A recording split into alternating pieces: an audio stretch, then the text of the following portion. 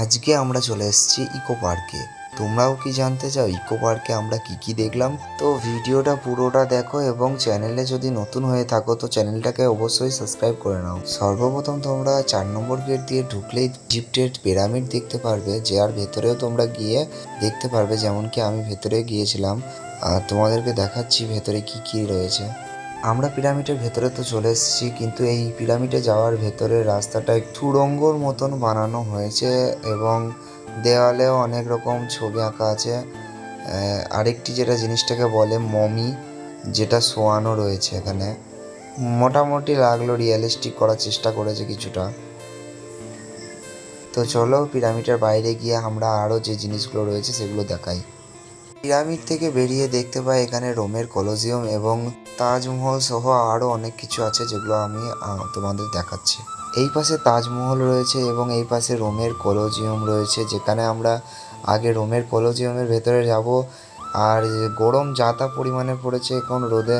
তোমরা দেখতে পাচ্ছ ভেতরটা ঠিক কিছুটা এরকম দেখতে। আর আমি ভিডিওটা একটু ফাস্ট করে দিয়েছি, না হলে ভিডিওটা অনেকটাই বড় হয়ে যেত।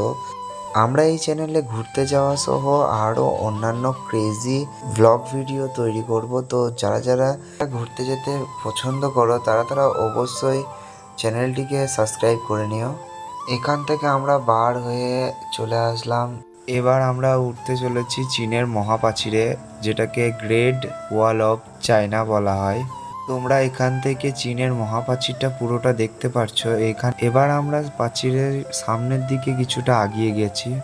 কিছুটা আগিয়ে যাওয়ার পরই সামনে থেকে তাজমহলের যে ভিউটা দেখা যাচ্ছে অসাধারণ। এবারে আমরা তাজমহলের ওপরে দাঁড়িয়ে রয়েছি। এবার চারিপাশটা দেখতে পাচ্ছ তাজমহলটা কেমন কি রয়েছে। তো আমরা এখান থেকে বেরিয়ে যাওয়ার পর এখানে তোমরা দেখতে পাচ্ছ পেত্রা, জর্ডানের প্রাচীন পাথরের শহর। আর রয়েছে ব্রাজিলের সেই বিখ্যাত যিশু খ্রিস্টানের মূর্তি।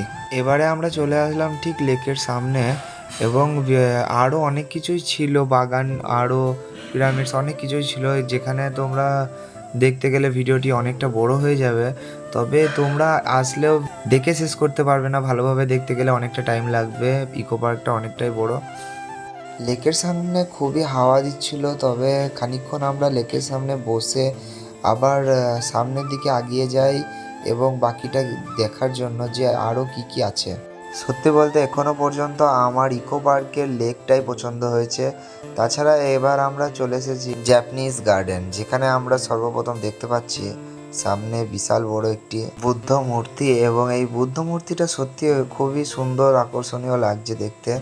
তো এরপরে আমরা সামনের দিকে এগিয়ে যাই, দেখি আর কি রয়েছে এখানে।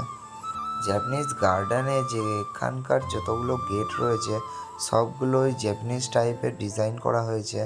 আর সামনেও কিছুটা এগিয়ে গিয়ে আমরা দেখতে পাই এখানে আরও ছোট ছোট কিছু বৌদ্ধ মূর্তি রয়েছে। তাছাড়া এত বড় ইকো পার্কের গার্ডেনগুলিতে সব এত সুন্দর করে সাজানো রয়েছে না, দেখতে আকর্ষণীয় লাগে। কিছুটা এগিয়ে যাওয়ার পর আমরা দেখতে পাই এখানে একটি সুন্দর ব্রিজ আছে, যেখানে সত্যি খুব সুন্দর সুন্দর ব্রিজ রয়েছে এখানে 2-4টে। আর এটা হয়তো সেগুলির মধ্যেও একটা সব থেকে সুন্দর। এরপরে আমরা দেখতে পাই এই স্থাপত্যটাকে বলা হয় প্যাগোডা, জাপানিজ ফরেস্টের প্যাগোডা। আমরা যে সময়ে এসেছি এর ভেতরে তো কাজ চলছিল, তবে এই আরেকটি জিনিস যেখানে রয়েছে লাল রঙের প্রচুর ধরনের গেট, যেটাকে বলা হয় তোরি গেট বলা হয়, যেখানে এই দুটি মানুষ ফটোশ্যুট করছিল। তো এরা এমনভাবে সেজে আছে জাপানিজদের মতন। প্রথমে তো মনে হচ্ছিল এগুলো ডামি পুতুল, তারপরে যখন নড়াচড়া করলো তখন বুঝতে পারলাম যে না, এরা মানুষ। তো এরপরে ভেতরে এই গেটটা তোমরা দেখে নাও। আমরা তো এবার কিছুটা রেস্ট করে 1 নম্বর গেট দিয়ে বাড়ি যাব। তো তোমাদের এই ভিডিওটা কেমন লেগেছে জানিও। তো আজকের ভিডিওটা এই পর্যন্তই, দেখা হচ্ছে আবার পরের ভিডিওয়। Bye bye.